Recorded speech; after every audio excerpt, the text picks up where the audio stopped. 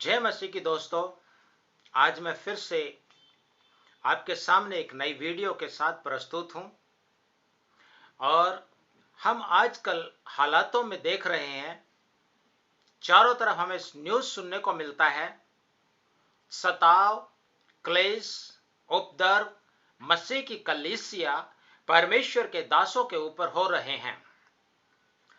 जब इस प्रकार की परिस्थितियों में से होकर के हम गुजरते हैं, ऐसे हालात हमारे चारों ओर उत्पन्न होते हैं, तो हमें किस प्रकार का नजरिया हमें रखना चाहिए और कैसे हम बर्ताव लोगों के साथ करें। परमेश्वर का वचन हमें इस प्रकार की परिस्थितियों में कैसे अगुवाई करता है, परमेश्वर का वचन हमसे क्या बात करता है। आइए हम परमेश्वर के वचन से देखते हैं। सबसे पहले हम निकालेंगे यूहन्ना 1:5-10। ज्योति अंधकार में चमकती है ज्योति अंधकार में चमकती है और अंधकार ने उसे ग्रहण ना किया। और अंधकार ने उसे ग्रहण न किया। वह जगत में था वह जगत में था और जगत उसके द्वारा उत्पन्न हुआ जगत उसके द्वारा उत्पन्न हुआ और जगत ने उसे नहीं पहचाना। और जगत ने उसे नहीं पहचाना। ये दोनों वचन प्रभु यीशु मसीह के विषय में है। यीशु मसीह इस जगत की ज्योति बनकर के आया, ज्योति के रूप में इस दुनिया में था और जगत उसके द्वारा उत्पन्न हुआ, लेकिन जगत ने उसे स्वीकार नहीं किया, जगत ने उसे पहचाना नहीं। सबसे पहले जो जगत का रचयिता है, जगत का सृष्टिकर्ता है, जिसने संसार को बनाया, वो आज इस दुनिया में यहां पर मौजूद है और वो संसार में ज्योति के रूप में है, उद्धारकर्ता के रूप में है, लेकिन संसार को उसकी कोई परवाह नहीं है, क्योंकि उसके काम बुरे हैं। प्रभु यीशु मसीह को पहचानने से वो इनकार करते हैं, प्रभु यीशु मसीह को समझने से, स्वीकार करने से वो इनकार करते हैं। कहते हैं हमारा आपके साथ कोई साझा नहीं, उसको तिरस्कार करते हैं और क्रूस पे चढ़ा करके मार डालते हैं। लेकिन परमेश्वर के अनुग्रह से, परमेश्वर की सामर्थ्य से प्रभु यीशु मसीह तीसरे दिन मुर्दों में से जी उठते हैं। और याद रखने वाली बात यह है कि हमारे पास एक धन्य आशा है, प्रभु यीशु मसीह दोबारा आने वाले हैं और हमारे पास एक धन्य आशा यह है कि जिन्होंने उसको बेंधा था वो भी उसको देखेंगे। और हम सब प्रभु यीशु मसीह के प्रकट होने की बाट जो रहे हैं। इसका मतलब उसको स्वीकार ना करना प्रभु यीशु मसीह के लिए कोई मायने नहीं रहा। इसका मतलब यह हुआ, एक महिमा को प्रकट हुआ और प्रभु यीशु मसीह जो इस दुनिया में आया था एक उद्देश्य के लिए, उसका उद्देश्य पूरा हुआ। प्रभु यीशु मसीह बहुतों की छुड़ौती के लिए प्राण दे करके, दुख उठा करके कलवरी क्रूस पर चढ़ गया। प्रभु यीशु मसीह मारा गया, गाड़ा गया, तीसरे दिन मुर्दों में से जी उठा। आज हम उसी प्रभु की सेवा करते हैं जो हमारे लिए आदर्श बन गया है। आइए हम एक और वचन पढ़ते हैं, यूहन्ना उसका 15:18-20। यदि संसार तुमसे बैर रखता है, यदि संसार तुमसे बैर रखता है तो तुम जानते हो कि उसने तुमसे पहले मुझसे बैर रखा। उसने तुमसे पहले मुझसे बैर रखा। यीशु मसीह स्पष्ट करते हैं यहां पर कि जब संसार तुमसे बैर करता है, संसार तुम्हें विरोध की दृष्टि से देखता है, तो ये कोई घबराने की बात नहीं है, ये आपको आश्चर्य की बात ना लगे। और कारण इसका ये है कि प्रभु यीशु मसीह कहते हैं कि उसने मुझसे भी बैर रखा है। यदि तुम संसार के होते तो संसार अपनों से प्रेम रखता, परंतु इस कारण कि तुम संसार के नहीं हो, वरन मैंने तुम्हें संसार में से चुन लिया है। आज याद रखिए मेरे प्रियो, अपने आइडेंटिटी को ध्यान रखें, अपने पहचान को बनाए रखें। हमें प्रभु ने संसार में से चुन लिया है। संसार में से अलग किया है। हम संसार के नहीं हैं। यदि संसार के होते तो संसार हमसे प्रेम करता, संसार हमें गले लगाता, दुनिया के लोग हमें जो है हाथों हाथ उठाए फिरते। लेकिन आज हम तो दुख उठाते हैं, क्लेश उठाते हैं, निंदाओं का शिकार बनते हैं, उपद्रव का शिकार बनते हैं, झूठी बातें बोल बोल कर हमारे खिलाफ में षड्यंत्र रचे जाते हैं। हाँ, क्योंकि हम संसार के नहीं हैं। लेकिन याद रखने वाली बात यह कि हम प्रभु के हैं। यदि आप प्रभु के हैं, यदि आपने प्रभु को जान लिया है, प्रभु को हाँ कहा है, तो संसार को ना कहना पड़ेगा। यदि आपने यीशु को हाँ कहा है तो शैतान को ना कहना पड़ेगा। यदि आपने ज्योति यीशु को हाँ कहा है तो आपने प्रभु यीशु मसीह की ज्योति में बन करके संसार को, अंधकार को ना कहना पड़ेगा।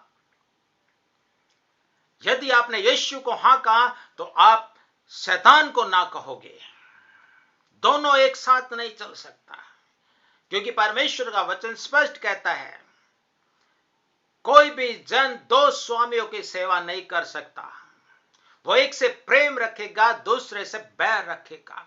यदि हम प्रभु से प्रेम रखते हैं तो संसार को बैर रखेंगे। यदि हम प्रेम प्रभु से करते हैं तो पाप से बैर रखेंगे। यदि हम परमेश्वर से प्रेम रखते हैं तो शैतान से बैर रखेंगे। धन और परमेश्वर तुम दोनों की सेवा नहीं कर सकते। कहने का मतलब मेरा यह है कि हमें परमेश्वर ने, प्रभु यीशु मसीह ने इस संसार में से चुन लिया है कि हम उसके कहलाएं, उसके साथ चलें, उससे लिपटे रहें, उससे प्रेम करें। परमेश्वर हमसे प्रेम करता है। एक और वचन हम पढ़ेंगे, यूहन्ना 16:1।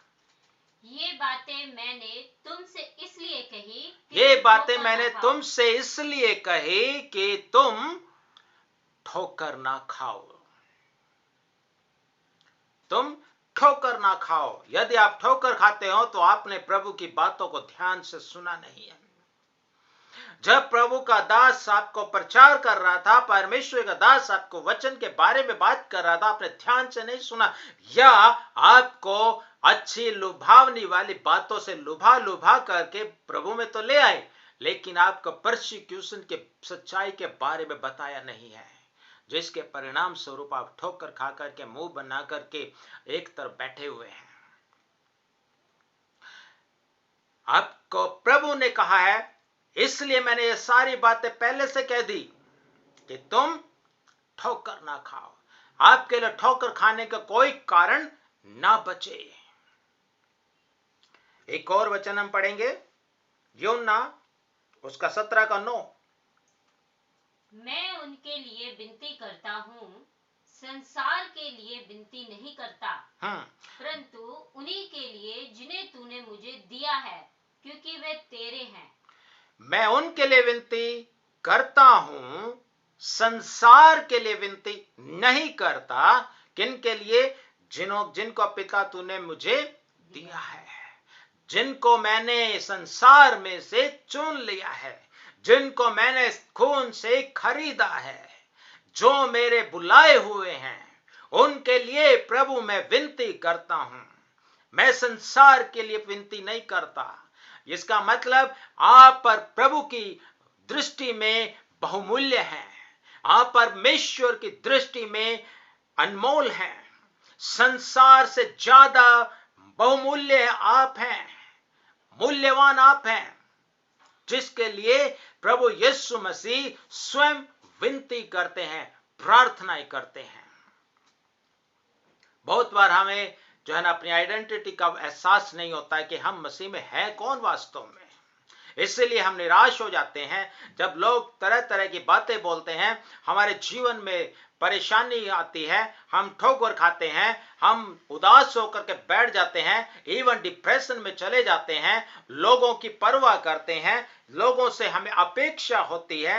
याद रखिए, प्रभु के चुने हुओं की नाई बर्ताव करें, चुने हुओं के नाई परमेश्वर से लिपटे रहें, प्रभु और केवल प्रभु से ही आशा रखें। आइए हम एक और वचन पढ़ेंगे, यूहन्ना उसका 16 का 33। मैंने ये बातें तुमसे इसलिए कही है कि तुम्हें मुझ में शांति मिले। तुम्हें मुझ में शांति मिले। मैं वो शांति देता हूं जो संसार नहीं देता। मेरी शांति अलग है। मैं वो शांति देता हूं जो तुम्हें पैसा नहीं दे सकता, मटेरियल नहीं दे सकता। मैं उन प्रचारकों को, पास्टरों को भी बताना चाहता हूं जो अलग अलग तरीके से मटेरियलिज्म में लोगों को भरमाने की कोशिश कर रहे हैं। सावधान रहें, जब लोग ठोकर खाएंगे आपको उनका हिसाब देना पड़ेगा। इसीलिए प्रभु की बातों के बारे में सचेत करें, लोगों को बताएं, लोगों को सावधान करें। आने वाले क्लेश और दुख और संकट, उपद्रव के बारे में पहले से बताएं, जिससे वो लोग ठोकर ना खाएं और प्रभु में हर परिस्थिति में बने रहें। एक और वचन पढ़ेंगे, मत्ती 5 का 10 से 12। धन्य है वे जो धर्म के कारण सताए जाते हैं। धन्य है वे जो धर्म के कारण सताए जाते हैं, क्योंकि स्वर्ग का राज्य उन्हीं का है। क्योंकि स्वर्ग का राज्य उन्हीं का है। धन्य हो तुम, धन्य हो तुम, जब मनुष्य मेरे कारण तुम्हारी निंदा करे, मनुष्य मेरे कारण तुम्हारी निंदा करे और सताए और झूठ बोल बोलकर तुम्हारे विरोध में सब प्रकार की बुरी बातें कहे। सब प्रकार की बुरी बातें करें, आदि नहीं, सब प्रकार की बुरी बातें कहें। तब आनंदित और मगन होना। क्या करना? उदास होना, परेशान होना या कुड़कुड़ाना या एक कोने में बैठे रहना? क्या करना? आनंदित होना। यीशु ने कहा है आनंदित होना, क्योंकि तुम्हारे लिए स्वर्ग में बड़ा फल है। क्योंकि तुम्हारे लिए स्वर्ग में बड़ा फल है। या तो स्वर्ग के फल की चिंता कर लो या दुनिया में लोगों के आदर और स्वीकार किए जाने की चिंता कर लो। दोनों नहीं चल सकता। यदि आप परमेश्वर के प्रतिफल की चिंता करेंगे तो संसार यदि रिजेक्ट करे, संसार यदि आपको बैरी समझे, तुच्छ जाने, कोई परवाह नहीं, क्योंकि हमारा प्रतिफल परमेश्वर में, स्वर्ग में बड़ा प्रतिफल है। एक और वचन यीशु ने जो कहा है वो पढ़ेंगे हम लोग, लूका 6 का 22 और 23। धन्य हो तुम जब मनुष्य के पुत्र के कारण लोग तुमसे बैर करेंगे और तुम्हें निकाल देंगे और तुम्हारी निंदा करेंगे और तुम्हारा नाम बुरा जानकर काट देंगे। उस दिन आनंदित होकर उछलना, क्योंकि देखो तुम्हारे लिए स्वर्ग में बड़ा प्रतिफल है। आप क्या करते हो? मैंने बहुत से परमेश्वर के दासों को, विश्वासी भाइयों बहनों को, जब क्लेश आता है, सताव आता है, फाइनेंशियल मुसीबत आती है, दिक्कत आती है, मैंने परमेश्वर के प्रति कुड़कुड़ाते हुए सुना है, देखा है। लोग, प्रभु के लोग निराशा में चले जाते हैं, डिप्रेशन में चले जाते हैं, संसारिक तत्वों का सहारा लेते हैं, ठीक वैसा ही करते हैं जैसा वचन नहीं कहता। वचन कहता है आनंदित होना, वचन कहता आनंद के साथ उछलना, क्योंकि स्वर्ग में तुम्हारा प्रतिफल बड़ा है। लेकिन हम क्या करते हैं? हम निराश होते हैं, दोष लगाते हैं, तरह तरह की बातें बनाते हैं, क्लेश और निंदाओं में हम पड़े रहते हैं और उनको बढ़ावा देते हैं। परमेश्वर की आशीष की बाट नहीं जोते। यह अफसोस की बात है मेरे प्रियो, क्योंकि हमने उस बहुमूल्य प्रतिफल को नहीं जाना, उस आशीष को नहीं जाना जो परमेश्वर हमारे लिए देने वाला है। उस आशीष को हम नहीं जानते हैं जो परमेश्वर के लोगों के लिए परमेश्वर ने रखी है, जो सताव में से होकर के निकलेंगे।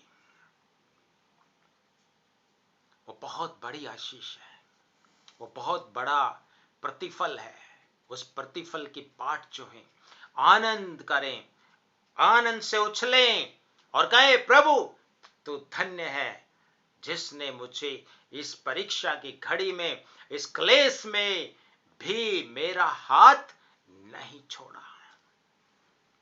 प्रभु ने कभी वायदा नहीं किया कि जब आप यीशु में आएंगे, प्रभु में आएंगे, तो तुम्हारे जीवन में क्लेश नहीं आएगा, दुख नहीं आएगा, कष्ट नहीं आएगा, सब कुछ ठीक होगा, फाइनेंशियल ब्लेसिंग्स रहेंगी। कभी परमेश्वर ने ऐसा वायदा नहीं किया।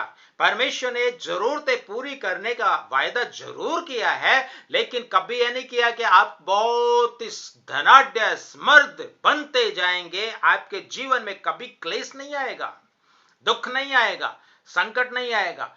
आएगा। अपने भ्रम से बाहर निकलो, अपने गलत फहमी का शिकार हुए लोगों, अपने जीवन को बदल डालो। यीशु क्या कहता है? आनंद करना, आनंद से उछलना, क्योंकि तुम्हारे लिए बड़ा प्रतिफल है। आइए हम आगे बढ़ते हैं वचन में। दूसरा इतिहास 36 का 15 और 16 हम पढ़ेंगे। उनके पूर्वजों के परमेश्वर यहोवा ने बड़ा यत्न करके अपने दूतों से उनके पास कहला भेजा, क्योंकि वे अपनी प्रजा और अपने धाम पर तरस खाता था। परंतु वे परमेश्वर के दूतों को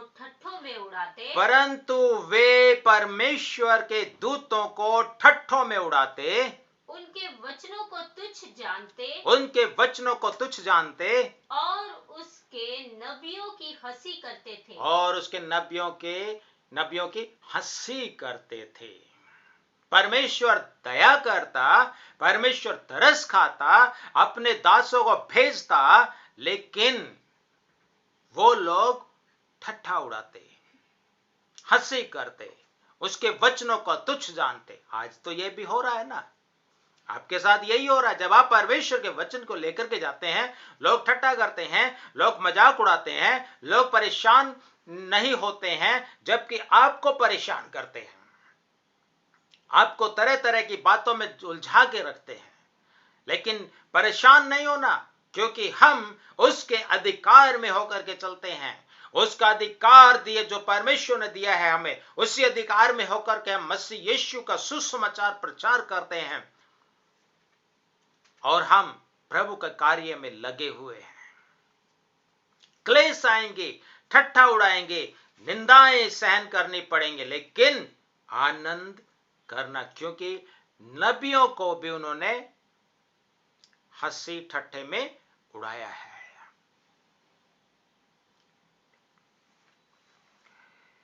आइए हम एक और वचन पढ़ेंगे, प्रेरितों के काम 5 का 40 से 42। तब उन्होंने उसकी बात मान ली और प्रेरितों को बुलाकर पिटवाया और यह आदेश देकर छोड़ दिया कि यीशु के नाम से फिर कोई बात ना करना। वे इस बात से आनंदित होकर महासभा के सामने से चले गए कि हम उसके नाम के लिए अपमानित होने के योग्य तो ठहरे। वे प्रतिदिन मंदिर में और घर घर में उपदेश करने और इस बात का सुसमाचार सुनाने से कि यीशु ही मसीह है, ना रुके। प्रेरितों को पिटवाया और उनको धमकी दी कि दोबारा इस नाम से कभी बात मत करना, और लेकिन वो चले गए आनंद होकर के, और कहा कि कम से कम हम उसके नाम की खातिर अपमानित होने के योग्य तो ठहरे, और सुसमाचार सुनाने से नहीं रुके। यीशु ने कहा जब तुम्हें एक गांव में सताए, एक जगह पे सताए, तो दूसरे गांव या जगह में भाग जाना, लेकिन रुकना मत। यरूशलेम में जब सताव आया, चेले तितर बितर होकर के सुसमाचार सुनाते फिरते रहे, रुके नहीं, क्योंकि ये हमारा काम है। यही हमारा सबसे बड़ा कीमती काम है, आत्माओं को प्रभु के पास लाना। उसके लिए शैतान को बहुत परेशानी होती है, इसलिए वो संसार के लोगों को इस्तेमाल करता है ताकि आप सुसमाचार प्रचार से रोके जाएं, आप निराश हो जाएं, परेशान हो जाएं, आपको घात किया जाए, ताकि सुसमाचार का कार्य रुक जाए। लेकिन परमेश्वर की योजना ये नहीं है। परमेश्वर की योजना ये है कि जब आप निराश हो, परेशान हो, दुखी हो, निंदाओं में फंसे, परेशानियों में फंसे, क्लेश में फंसे, सताव आए, तो सुसमाचार फैले, दूसरे स्थान में भाग जाना, वहीं मत रुके रहना। सुसमाचार सुनाने से नहीं रुकना, बढ़ते जाना, प्रभु में चलते जाना, निराश मत होना, क्योंकि तुम्हारे लिए बड़ा प्रतिफल स्वर्ग में वेट कर रहा है। वचन पढ़ेंगे, पौलुस क्या कहता है, 2 कुरिन्थियों 12:10।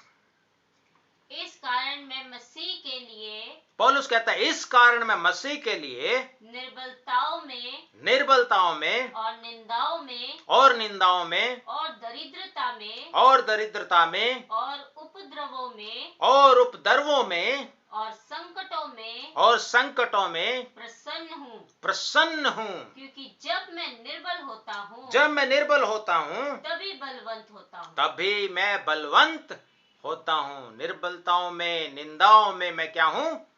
प्रसन्न हूँ, खुश हूँ, आनंदित हूँ, क्योंकि मैं तभी बलवंत होता हूँ। और शैतान कमजोर होता है। जब आप निराश होते हैं, शैतान बलवंत होता है। जब आप निंदाओं में प्रसन्न होते हैं, शैतान नाराज होता है, खुश होता है, निर्बल होता है। सोच लो, आपको शैतान को खुश करना है, बलवंत करना है या नहीं? हमें परमेश्वर ने जयवंत से बढ़कर के बनाया है और हम हैं। यदि परमेश्वर हमारी ओर है तो हमारा विरोधी कौन हो सकता है? हमें परमेश्वर के प्रेम से कोई अलग नहीं कर सकता। न नंगाई, न जोखिम, न तलवार, न भूखमरी, न वर्तमान, न भविष्य, न प्रधानताएं, न कोई और चीज हमें परमेश्वर के प्रेम से, मसीह के प्रेम से अलग कर सकती है।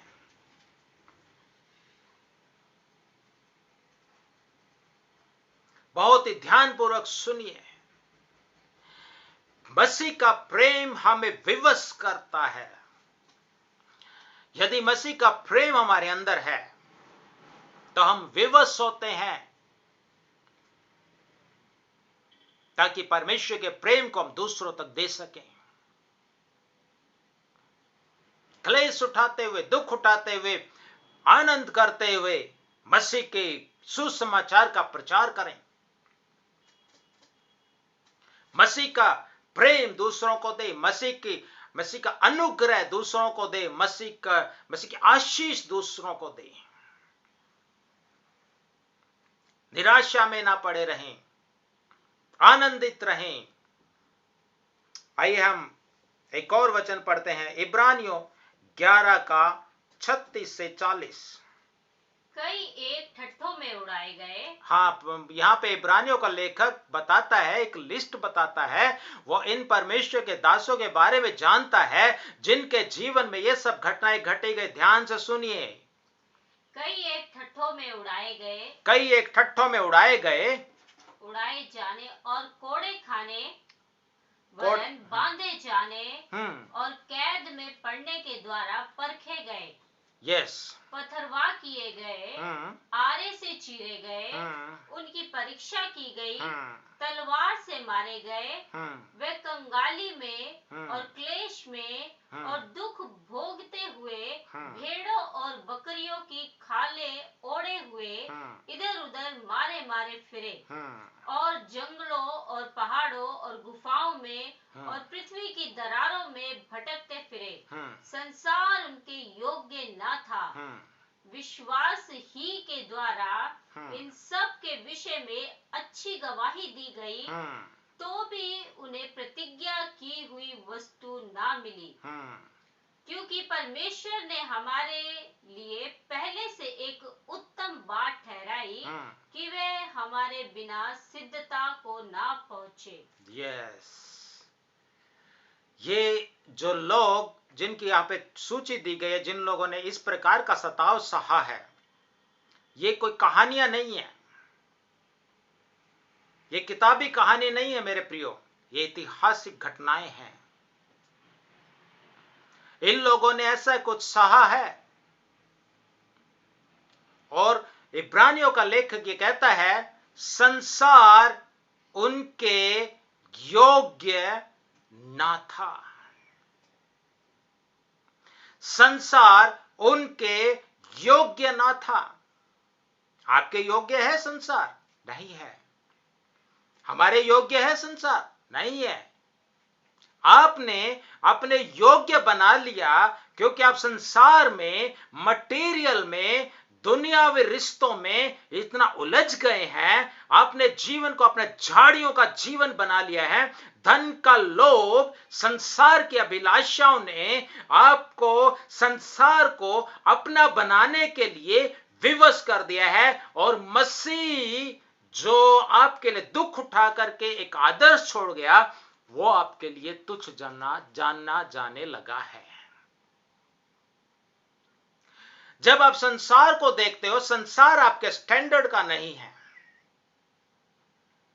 जब आप संसार के साथ मैच करने के लिए चलते हो, संसार में अपने जीवन को मैच करते हो, कहीं फिट नहीं बैठोगे, क्योंकि संसार हमारे योग्य नहीं है। जब संसार को देखते हो, कैसे देखते हो? यूं देखना पड़ेगा। संसार ऐसे दिखता है। हमारी बुलाहट उच्च बुलाहट है मेरे प्रियो। हमारा चुनाव ऊपर से है। मां के गर्भ में रचने से पहले परमेश्वर ने हमें चुना है। अन्य जातियों के लिए सुसमाचार फैलाने के लिए परमेश्वर ने हमें नियुक्त किया है। किसी मनुष्य ने नहीं, किसी ऑर्गेनाइजेशन ने नहीं, किसी धर्म गुरु ने नहीं, प्रभु ने बुलाया है। संसार हमारे योग्य नहीं है। इसीलिए अपने योग्य संसार को ना समझें। संसार के साथ कोप अप करने की जरूरत ना समझें। वो बार बार आपको धोखा देगा। उनके योग्य नहीं था संसार, तो आपके योग्य कैसे रहेगा?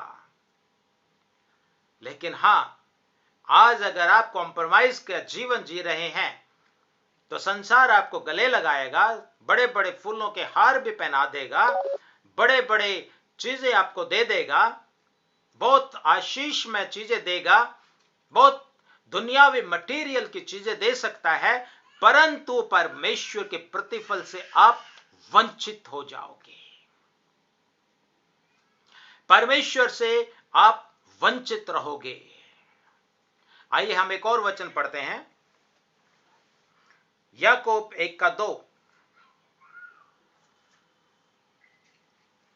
हे मेरे भाइयों, जब तुम नाना प्रकार की परीक्षाओं में पड़ो, तो इसको पूरे आनंद की बात समझो। जब तुम नाना प्रकार, एक प्रकार नहीं, नाना प्रकार के फाइनेंशियल प्रॉब्लम, बच्चों की फीस की प्रॉब्लम, घर में राशन की प्रॉब्लम, शत्रु निंदा करते, झूठ बोलते, चुगलियां करते चारों तरफ, उसकी प्रॉब्लम हो सकता है। डायरेक्ट आपको जो फैनेटिक्स ग्रुप आपको अटैक करे, उसकी प्रॉब्लम। आप मारे मारे फिरे, उसकी प्रॉब्लम, नाना प्रकार की प्रॉब्लम में फंसो, तो क्या करना है? इसे पूरे आधे नहीं, पूरे आनंद की बात समझो। लूका 12 का 11 पढ़िए। जब लोग तुम्हें सभाओं और हाकिमों और अधिकारियों के सामने ले जाए, तो चिंता ना करना कि तुम किस रीति से या क्या उत्तर दे या क्या कहे, क्योंकि पवित्र आत्मा उसी घड़ी तुम्हें सिखा देगा कि क्या कहना चाहिए। एग्जैक्टली आपको अवसर दिया जाएगा कि आप बड़े अधिकारियों के सामने गवाही दो, लेकिन हम क्या करते हैं? जब अवसर मिलता है तो हम ये ढूंढते हैं कि किसकी सिफारिश लगाएं। प्रधानमंत्री साहब जी को चिट्ठी लिखी जाती है, प्रधानमंत्री कुछ नहीं करेगा सिवाय ठट्ठा उड़ाने के, सरकार कुछ नहीं करेगी सिवाय ठट्ठा उड़ाने के, केवल और केवल आप परमेश्वर के दास हो, प्रार्थना ही आपके काम आएगी। परमेश्वर, आपको पता है परमेश्वर आपको बचाने के लिए अपने स्वर्गदूतों की टोली भेज सकता है। यदि आप विश्वास करते हो तो मेरे साथ आमीन बोलिए। अगर आमीन बोलते हो, अपने जीवन में इसको लागू भी कीजिए। संसार के अविश्वासियों के पास जाकर के आप धरना मत धरिए। अविश्वासियों के पास जाकर के आप अपने निवेदन, विनती, गिड़गिड़ाहट को मत ले जाइए। हम परमेश्वर के दास हैं, परमेश्वर के दासों के नाई बिहेव कीजिए। जंतर मंतर पे ठंडे तरीके से शांति प्रदर्शन करने का कोई फायदा नहीं है। ऑर्गेनाइजेशन पे ऑर्गेनाइजेशंस बनाने का कोई फायदा नहीं है, क्योंकि आप वचन के खिलाफ जा रहे हो। बल्कि इसको गवाही देने का अवसर ढूंढिए। पौलुस ढूंढता है, मुझे अब वहां जाना है, वहां सौंपेंगे, मुझे गवाही देनी है। एक बार याद है पौलुस के जीवन में एक घटना घटी। एक व्यक्ति आया, नबी, और कहा कि तुम यरूशलेम मत जाओ, तुम्हें बांधा जाएगा, ऐसे किया जाएगा, वैसे किया जाएगा। इसीलिए लोग डर गए, परेशान हो गए और पौलुस से रिक्वेस्ट करने लगे, पौलुस, परमेश्वर के दास जी, प्लीज आप वहां मत जाइए, आपके लिए खतरा है। पौलुस ने क्या बोला? इसने बोला है, भविष्यवक्ता ने भविष्यवाणी करी है, बहुत बढ़िया है, सही है, लेकिन मुझे यह नहीं लिखा, प्रभु ने मना किया हो जाने के लिए। मैं जाऊंगा, मेरे लिए एक अवसर है, अगुओं के सामने गवाही दूंगा, चाहे मेरे जान भी क्यों ना चली जाए। हम क्या करते हैं? हम एस्केप करते हैं, हम अपने आप को बचाव करते हैं, रिलीफ ढूंढते हैं। मनुष्य का रिलीफ आपके जीवन में एक सताव लेकर के आएगा, परमेश्वर की आशीष को रोक देगा, उस प्रतिफल से वंचित कर देगा। मेरे प्रियो, मत ढूंढिए, और जो कुछ बोलना होगा उसी समय पवित्र आत्मा बता देगा आपको क्या बोलना है। पहले से चिट्ठी, लेटर, फोन, रिश्वत या सिफारिश मत प्लान कीजिए। परमेश्वर का वचन मेरे लिए भारत के संविधान से भी ऊपर है, सर्वोपरि है। इसके वचन को पालन करने में मैं कोई किंतु परंतु बट का प्रयोग नहीं करता, बट मैं अधीनता से उसको स्वीकार करता हूं। यह नहीं कि मैं पूरा वचन का मानने वाला हूं, लेकिन मैं कोशिश करता हूं कि कोई वचन छूटे ना। आइए हम एक और वचन पढ़ेंगे, पहला पत्रस 2 का 20 से 24। क्योंकि यदि तुमने अपराध करके घूसे खाए और धीरज धरा, तो इसमें क्या बड़ाई की बात है। हाँ। पर यदि भला काम करके दुख उठाते हो और धीरज धरते हो, तो ये परमेश्वर को भाता है, और तुम इसी के लिए बुलाए भी गए हो, क्योंकि मसीह भी तुम्हारे लिए दुख उठाकर तुम्हें एक आदर्श दे गया है कि तुम भी उसके पद चिन्हों पर चलो। यस, यहां पर मैं देख रहा हूं बहुत सारे परमेश्वर के दासों को मैं जानता हूं जिन्होंने अपनी गलती से आए दुखों को सताव में परिवर्तन दे करके संसारिक संवेदना को हासिल किया, फाइनेंशियल आशीष को प्राप्त किया, चारों तरफ से संस्थाओं ने उनको आशीष दी फाइनेंशियली। वो गलत है, सुधर जाओ। मैं आपको बोल रहा हूं, सुधर जाओ। संस्था वाले भी और वैसे लोग भी जो अपनी गलती को परसिक्यूशन का नाम देते हो, और यदि भला काम करने के द्वारा, भला काम कौन सा? कोरोना काल में खाना खिलाना एक भला काम है, लेकिन वो नहीं है मेजर भला काम। भला काम वो है यदि आप सुसमाचार प्रचार करते, इससे भला काम कोई नहीं है। और उस काम को करने के द्वारा यदि आप दुख उठाते हो, क्लेश उठाते हो, ठोकर उठाते हो या निंदाओं का सामना करते हो, तो अपने आप को धन्य मानना, क्योंकि मसीह ने भी वो आदर्श आपको दे दिया है, दुख उठाने के द्वारा आदर्श दिया है। यीशु मसीह के मुंह से कभी पाप नहीं निकला, ना कभी गाली निकली, ना कोई छल की बात निकली। उसने कभी भी अपने सताने वालों को कोई जवाब नहीं दिया। याद रखना, आप कौन होते हैं जो जवाब देने के लिए तैयार खड़े हैं? मेरा आपसे सीधा सीधा परमेश्वर के वचन को लेकर के एक ही जवाब है। आप परमेश्वर के वचन को तोड़ मोड़ करके भोले भाले पासबानों, पास्टर्स, सेवकों, विश्वासियों को गुमराह करने की नीति अपना करके अपने लिए विनाश का गड्ढा खोद रहे हैं। समझ जाओ, परमेश्वर का वचन ऐसा नहीं कहता। दिखावे की जिंदगी जीना छोड़ करके परमेश्वर के वचन को एज इट इज ग्रहण करके जीवन जियो। परमेश्वर आशीष देगा, प्रतिफल देगा। दिखावे के लिए काम मत कीजिए। रोमियो 6 का 18 से 23 पढ़ेंगे। क्योंकि मैं समझता हूं कि इस समय के दुख और क्लेश उस महिमा के सामने जो हम पर प्रकट होने वाली है कुछ भी नहीं है। हाँ, बस यहाँ पे पढ़िए एक बार और।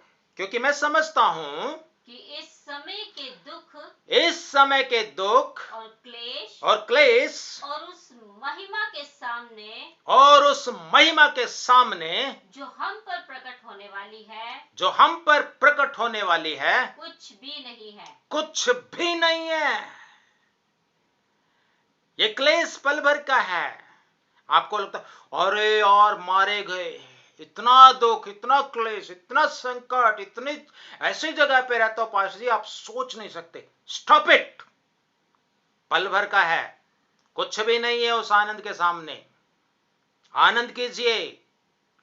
परमेश्वर ने आपको उस जगह पे रखा है, परमेश्वर ने आपको उस स्थान पे रखा है ताकि परमेश्वर का कार्य आपके जीवन में हो सके और आपके द्वारा वो ज्योति दूसरों तक पहुंच सके और प्रभु की आशीष में चलते रहे। आगे पौलुस इसी वचन में कहता है, क्योंकि सृष्टि बड़ी आशा भरी दृष्टि से परमेश्वर के पुत्रों के प्रकट होने की बाट जो रही है। क्योंकि सृष्टि अपनी इच्छा से नहीं पर अधीन करने वाले की ओर से व्यर्थता के अधीन इस आशा से की गई कि सृष्टि भी आप ही विनाश के दास्तव से छुटकारा पाकर परमेश्वर की संतानों की महिमा की स्वतंत्रता प्राप्त परमेश्वर के दासों की महिमा की स्वतंत्रता को प्राप्त करेगी। क्योंकि हम जानते हैं कि सारी सृष्टि अब तक मिलकर कराहती और पीड़ाओं में पड़ी है, तड़पती है। और केवल वही नहीं, पर हम भी जिनके पास आत्मा का पहला फल है, आप ही अपने में कराहते हैं और लेपालक होने की अर्थात अपनी देह के छुटकारे की बाट जो रहे हैं, अपने देह के छुटकारे की बाट जोते हैं। मेरे प्रियो, आज मैंने थोड़े कठिन शब्दों का प्रयोग करते हुए आपको चेतावनी, आपको सराहना भी की है, आपको उत्साहना भी की है। मैं सिर्फ ये बोल रहा हूं, परमेश्वर के वचन के अनुसार चलिए, उसका प्रतिफल है। यदि आप परमेश्वर के वचन के लिए, यदि आप क्लेश उठाते हैं, ठोकर खाते हैं, दुख उठाते हैं, तो आप धन्य हो, धन्य हो। कुछ भी नहीं है यहां का क्लेश। आनंद से इसको ग्रहण कर लीजिए, आनंद से इसको ले लीजिए, उसको स्वीकार कर लीजिए, क्योंकि प्रभु यीशु मसीह आपकी बाट जो रहा है, ये बोलने के लिए, हे मेरे विश्वास योग्य दास, तूने अच्छा किया, वेल डन माय सर्वेंट। क्या आप वैसा स्वागत चाहते हैं जो स्तिफनुस का स्वागत हुआ? उसने क्या देखा? लोग पथरवा मार रहे हैं, कर रहे हैं, और क्या प्रार्थना कर रहा है? हे पिता, इन्हें क्षमा कर। और उसका मुखड़ा स्वर्गदूत का सा था, और उसने प्रभु यीशु मसीह को पिता के दाहिने ओर खड़ा देखा। क्या आप चाहते हैं कि यीशु मसीह स्वयं आपका स्वागत करे? प्रभु यीशु मसीह खड़ा होकर के आपको उस अनंत काल के लिए स्वागत करे? यदि मेरे सामने कोई ऐसा व्यक्ति है जो परसिक्यूशन का शिकार हुआ है, सिर फटा हुआ है, टांग टूटी हुई है, बाजू टूटी हुई है, अपमानित किया गया है, मैं आपके लिए प्रार्थना करना चाहता हूं। मेरे भाई या मेरी बहन,